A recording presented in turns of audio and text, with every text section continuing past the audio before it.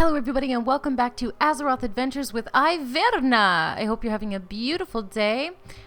We are heading over to this circle of stones here, the Circle of Outer Binding. But this was flashing down here, my specialization and talents, and I've just realized what Angelic Bulwark actually is that we've been dealing with for the last, 30 episodes? When an attack brings you below 30% health, you gain an absorption shield equal to 15% of your maximum health for 20 seconds. Cannot occur more than once every 90 seconds. It's a little bit, so when your health is below 30%, you will absorb 15% of your maximum health for 20 seconds is what it sounds like. But now that we've reached 30, we can choose another specialization. So let's do that before we head over to the Circle of Outer Binding and kill a bunch of guys and do a bunch of things. So body and soul, your power word shield and leap of faith. Now power word shield I use, and I don't have leap of faith. That's not something that I have used. So those two also increase your target's movement speed by 60% for 4 seconds. So movement, speed. Angelic feather. Place a feather at the target location, granting the first ally to walk through it 60% increased movement speed for 6 seconds. Max 3 charges. Only 3 feathers can be placed at one time. That's really cool if you're actually playing with a lot of different people. And Phantasm. Activating Fade removes all movement impairing effects and prevents your movement speed from being reduced for 5 seconds. So I don't know which one I'd like to use because they're all about speed. I mean, I do use power word shield. So if I do to increase her speed by 60%, let's do that. Let's learn that. We might as well. That one kind of made the most sense to me. So now what we have to do is we have to go and collect the Thundering Key. So we're going to have to kill a bunch of these guys. As you do. As you do. Are you not coming up to me to fight me? And oh, he's throwing stuff at me too. Well, he's got a lot less hit points than I do, which is always great. Let's try that. Let's absorb. And it's doing something. Movement speed increased. That's actually a real good one. To have your speed increase, because then that means you can hit more, doesn't it, than the dude you're actually trying to hit. So do we have any of these guys? Yes, we do. I do have twisters. We're gonna just have to get to a couple of these guys. Why am I flash healing? Oh well. I always forget how to actually cancel something once I have it in play. Are these just all twisters, twisters, twisters? Holy shite. Twisters like crazy. So how's everybody doing today? Oh shit. I hope, hopefully, and I hope better than Ayverna is right now. Let's put a shield on us and see. Yeah, it increases our speed.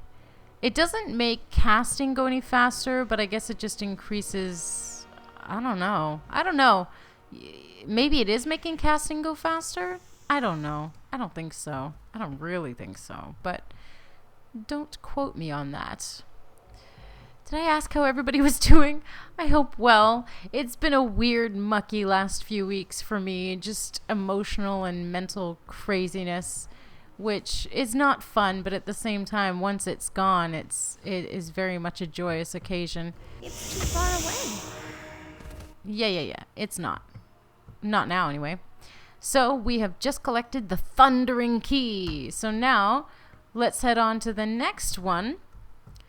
We got to go all the way to the other side of the, almost the other side of the map there. I don't know why I'm riding the goat. Duh, the ram. Whoa, shit! Just run! Just run! Just run, Ayverna! Don't stop for nothing. Gotta get away from all of these. Please don't be aggro. Nice. Buzzards are not aggro. I could collect, hopefully get some eggs from that buzzard, however, but I just decided not to do that. Whatever. So we gotta go a short distance here to collect all these keys. She is not doing amazing for health right now, and it's not regenerating very fast either. That was close. I wonder why it's not regenerating so fast. Well, it's regenerating okay. I guess because we have so many more points now, so many more hit points, it makes it a little harder. This isn't it, is it? No, it's all the way up there. Yeah, we still have a ways to go here. Are we anywhere near, is it Hammerfall? The orc place? Hopefully not. Circle of East binding. Very nice, very nice. So now we have all of these water guys. I think you're going to have to eat something or use a potion. Use a potion. Whoopsie. There we go. Well, that was kind of not enough. That was kind of not enough. Well, let's just make our way towards it anyway and see what we can accomplish, if anything. We'll get rid of this guy here. Yeah, not bad. They have the same hit points as the last guys we were bashing to death. I mean, that's essentially that's what we're doing. So let's be honest here. Now I will do a flash heal because I need it. There, flash heal is kind of better than eating something or drinking a potion, actually, unless I get some much stronger potions, which I shall when I have made a lot more potions and gotten my points up a lot more.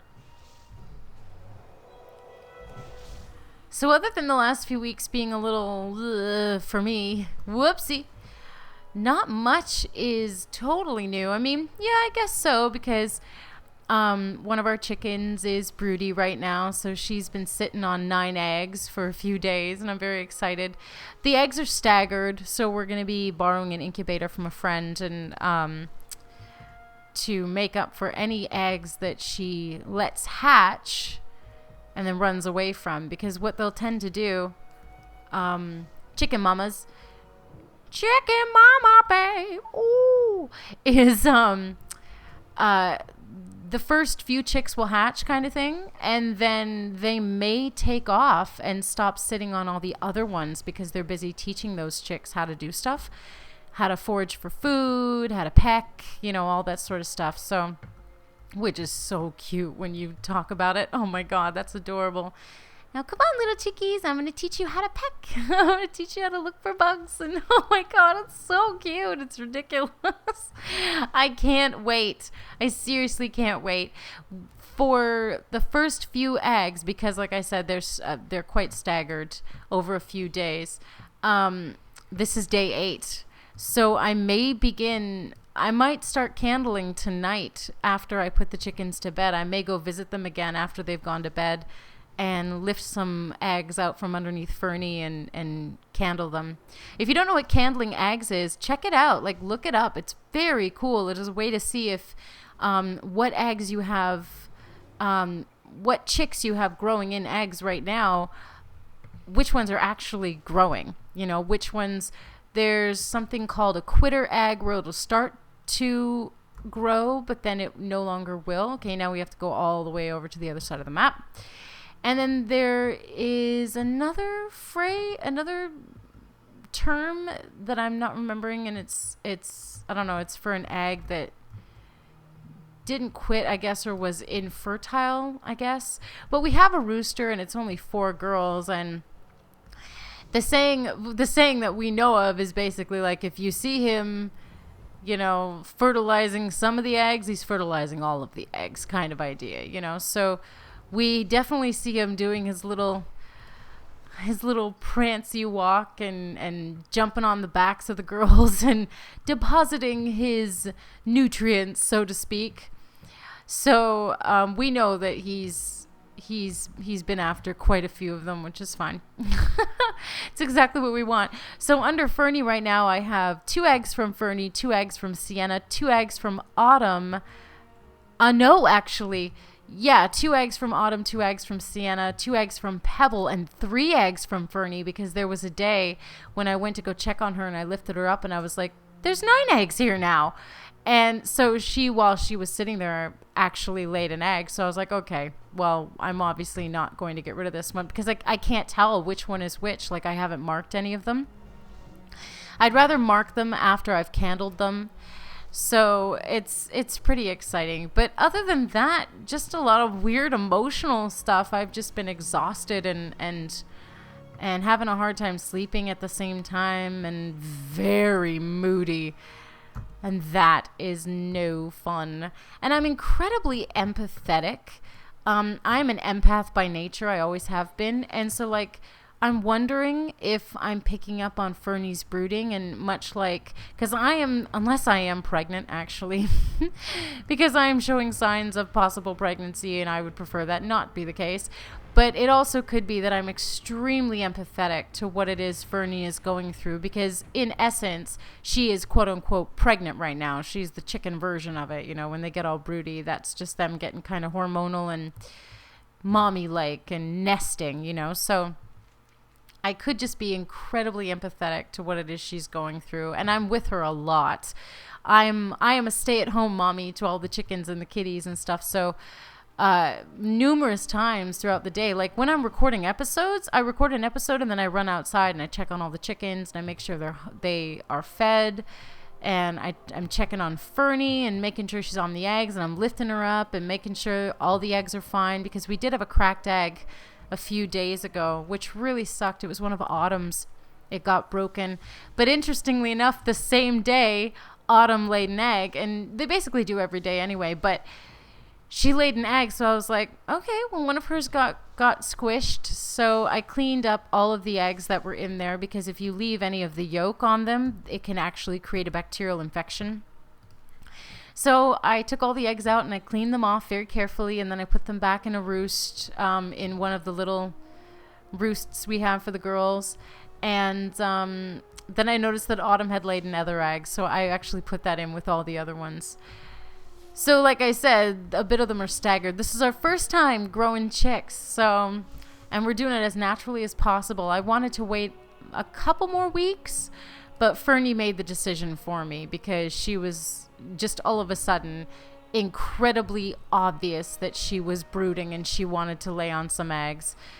And you can tell. Before we had this, you know, there was little things that the chicken would do that I'd go, I think she's broody. And our old roommate, who actually was the one that helped us to get chickens in the first place, which is really great. Even though we were planning on doing it for a really long time, she was the one that was like, okay, let's get chickens now, because she's always had chickens.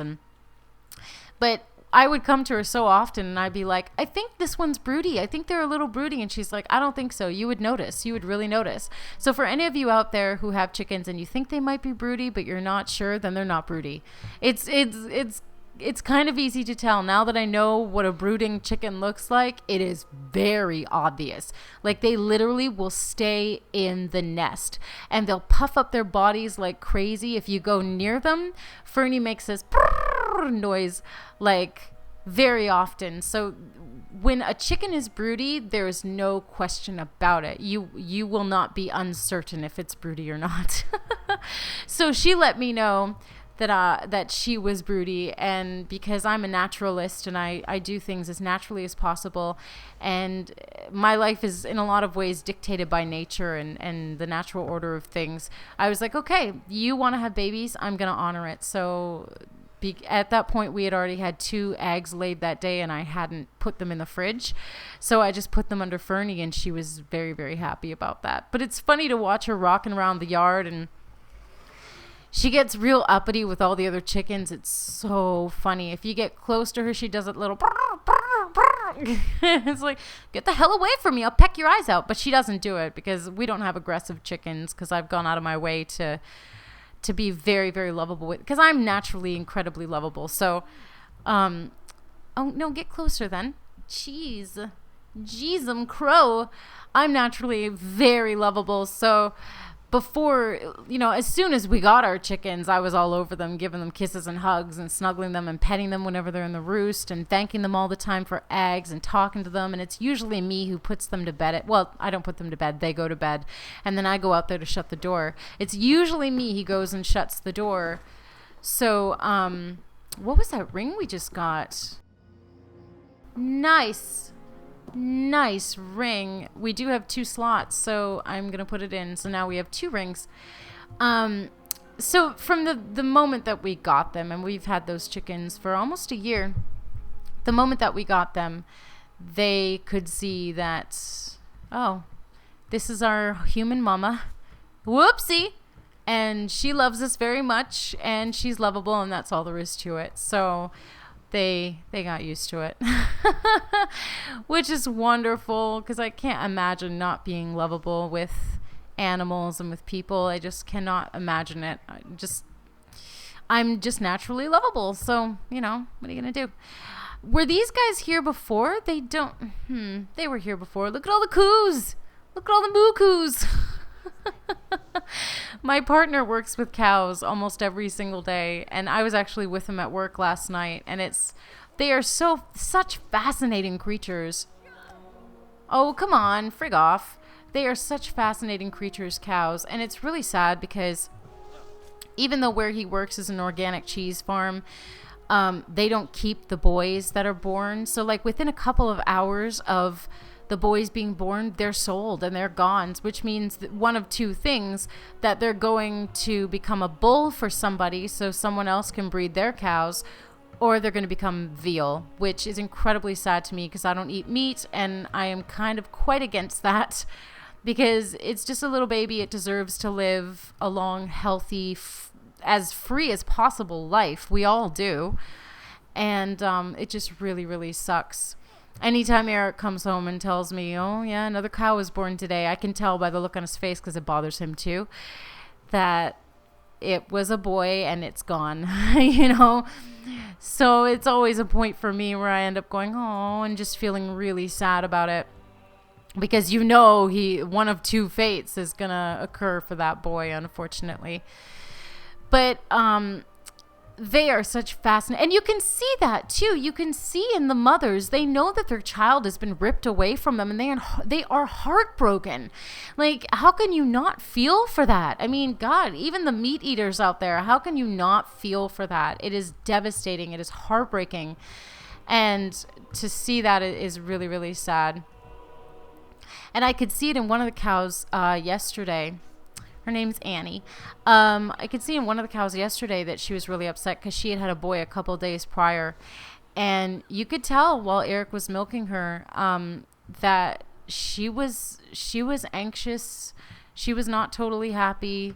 Like, she had a very sad, anxious energy about her, which I understand. I mean, think of it in human terms.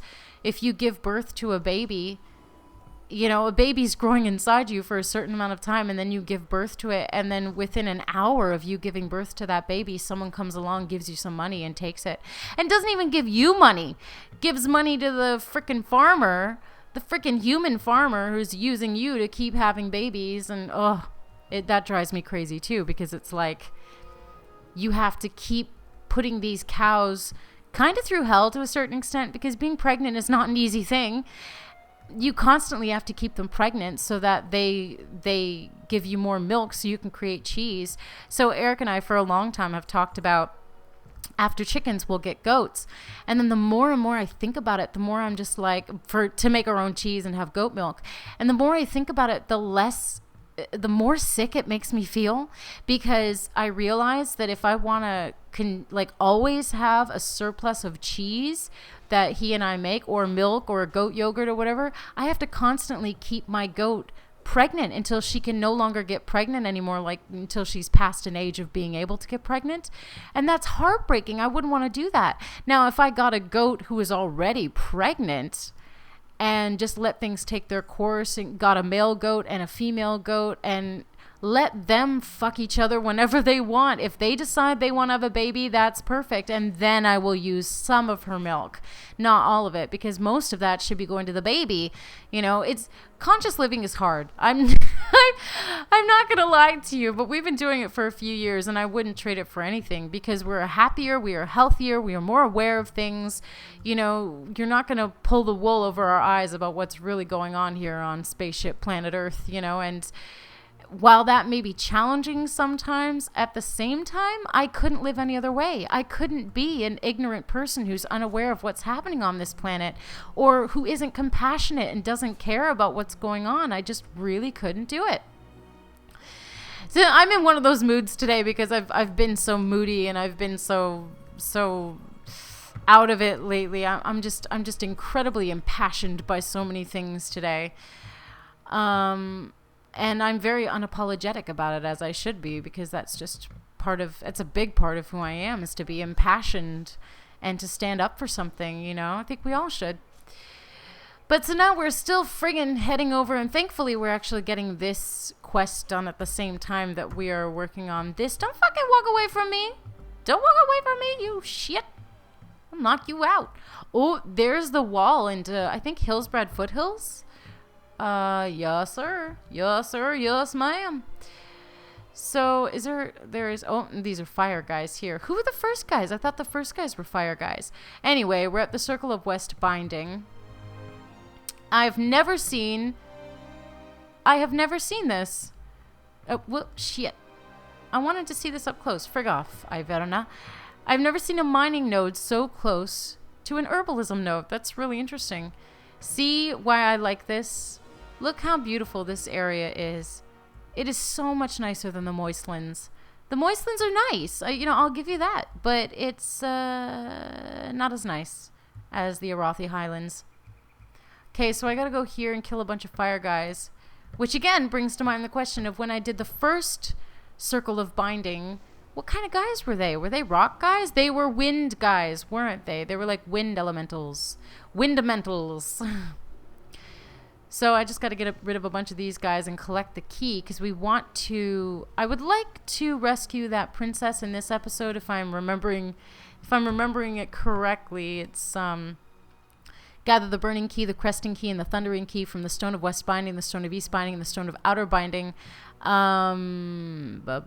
These stones keep me pinned beneath the earth. The princess is pinned beneath the earth because of the stones. So we are going to help her because that's what good people do. That's what good gnomes do, is help other peeps. And just honor life, you know? So I went on a tangent there, but it doesn't make what I said not true and not important. What do I want to do? Because you are full up of stuff here. If I had $1 million, I'd buy your love. Let's drink. And then what we'll do is, I just wanted to clear up some space there, is we will actually just make a couple bandages to get rid of some stuff here. Yeah, I do have the room to do that. Can I do anything else? Can I make a potion? No, I cannot right now. Can I cook? Can I cook? No, I cannot. Shoot, I've got all this stuff I need to get rid of. That is weird, elemental air. I've got all of this stuff I need to get rid of so I can actually... Okay, coal. Yeah, coal is good. See, I may be ranting and raving, but it doesn't make what I'm saying less valid, that's for sure. I think about things a lot of people do not think about, which is kind of sad. But it's happening more and more people are waking up and asking questions about the way things are, instead of just going, well, that's just the way things have always been. No, that's bullshit. You know? Change things. Yeah, sure, there is a way that things have always been, but it's up to us through all of our conscious decisions and choices to change that, to make something better. Much, much better. So yeah, is my long-winded way of saying I am very, very excited to get to see all the babies that come out. 3 from Fernie and 2 from each of the other girls is very exciting. It's our first set of chiclets, and I can't wait. I hope they're mostly girls. I have no plans to ever sell them or give them away. They are just family. So did those 3 keys... Oh shit, they didn't even end up in my inventory, but I have them. Oh, because they're keys? Is that why? I feel like I saw something like that at one point. That now keys are going in a separate place, but maybe I'm thinking of another game. I don't know. Can't carry anymore. Did you do it? You didn't? Yeah, you did it. Okay, so we did all 3. So now when we go back to Refuge Point, which is where we are about to head off to, we will be able to turn in those quests and sell a bunch of stuff, because this is just crazy that I can't do much, really. Like, I can't collect anything really right now because of all the crazy amounts of stuff. What I should do is actually go on to one of my other characters and send myself like a gigantic bag or whatever. because, or a couple. But I don't know. Should I do that? I don't know. I'm on the fence about that because I don't view it as, say, cheating to do that.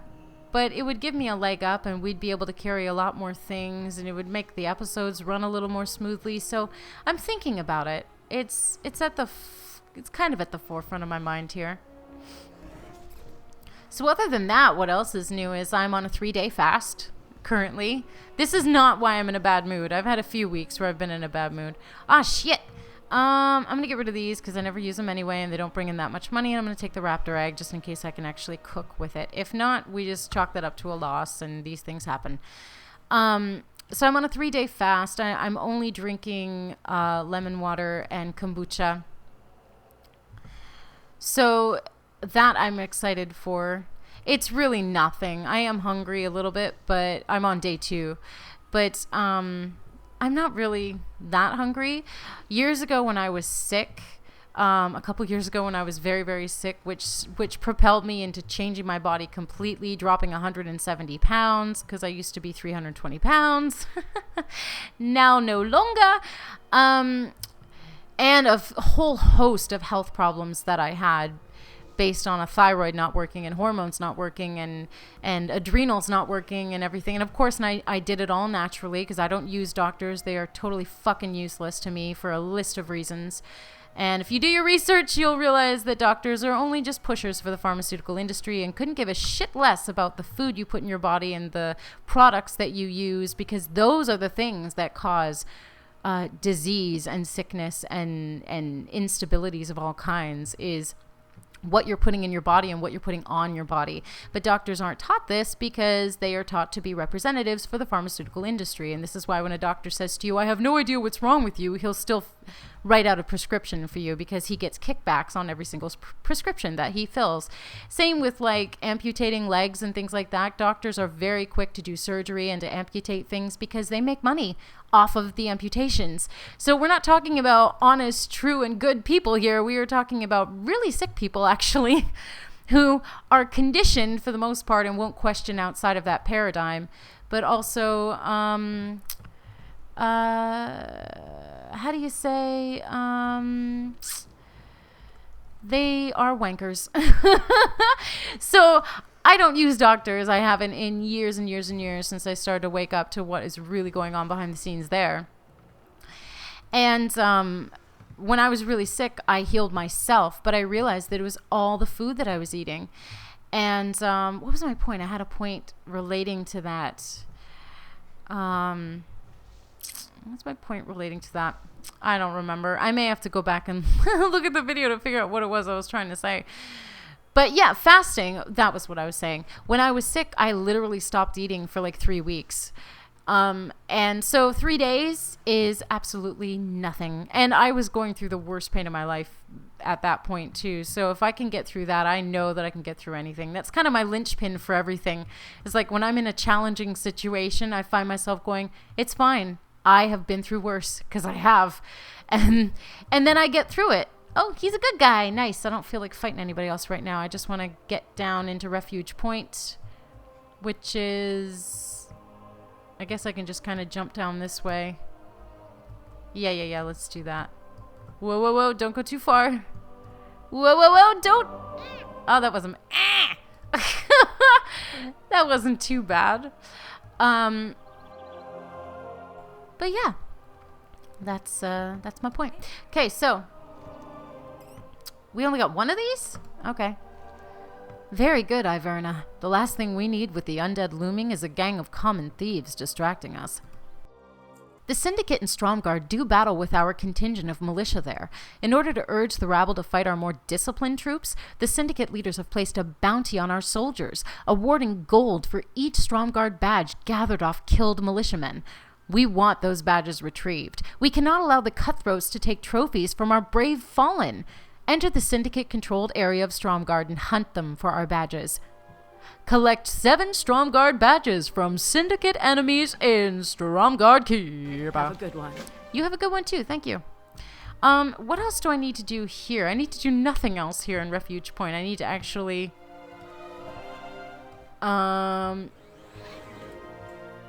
I need to actually head in this direction and turn in this other quest. This is great because we're opening up some of the map. And I'm pretty close to closing out the episode, to be honest, because it's feeling like it's gone on around that 25-30 mark. But every time I say that, I'm usually wrong. So, yeah, but I'm gonna in a moment. Once we turn in this quest, then we can kind of, although, yeah, this is the stones ready for turn-in. It's too far away. It's too far away. Okay, well, fine. But what was my point? So I was talking about fasting. So I'm fasting for a couple of days. So far, it's good. I look forward to eating again, of course, but I'm not even going to be eating once I stop fasting. I'm going to be juicing and making smoothies for a few more days after that. I need that spider egg because I think I can get something out of it cooking wise. What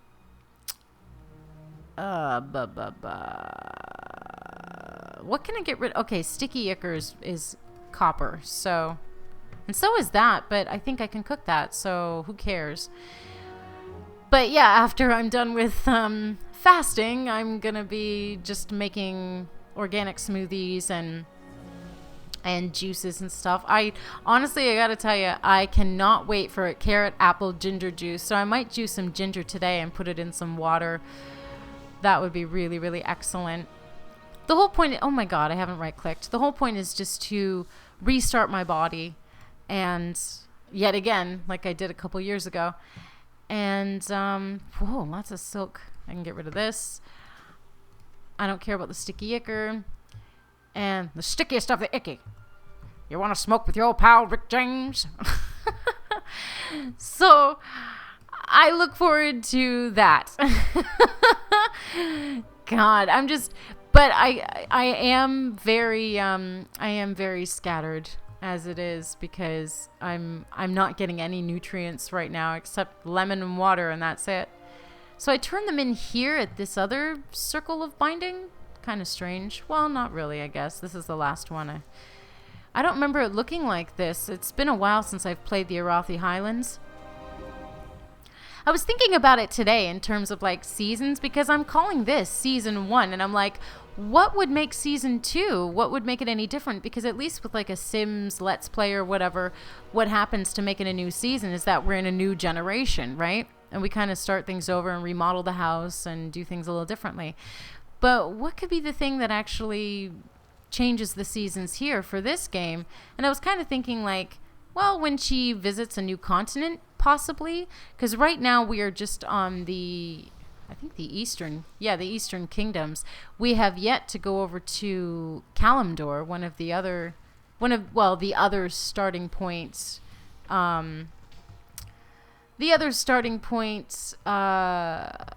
Continent on Azeroth anyway. So I think once we move over there, that will be considered season 2, or we're about to move over there, that'll be considered season 2, and I might take a break so I can focus on other things. I can't help but to do Sims a lot more than I do anything else. It's just very natural for me to want to play Sims, and I have 5 LPs right now that are on the go for Sims, some that have been released, some that have not. So, who knows?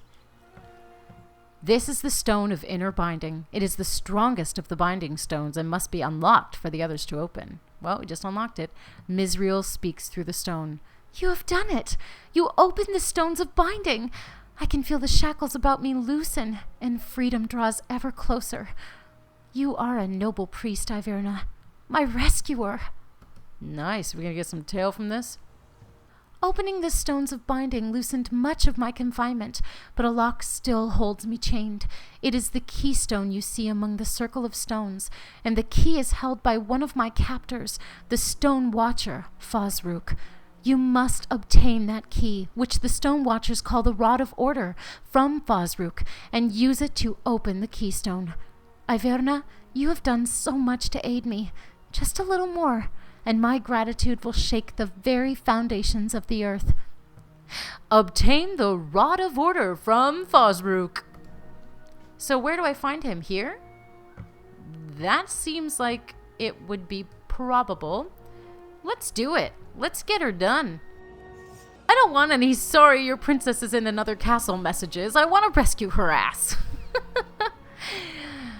So yeah, I have a few Sims LPs on the gear. So we'll see how that all goes. Do I have to... Oh, I have to go find Buddy. He's over here? Oh, I really want to... Oh, I really want to rescue her in this episode, but I'm feeling like it's going on too long. Well, you know what? I am going to close the episode out right here, if I can get up this friggin' hill. And in the next episode, we will open up with the manslaughter of Fazruk. With the, what do you call that? Maybe the stone slaughter? What is he anyway? He's kind of like a stone golem Goliath sort of thing.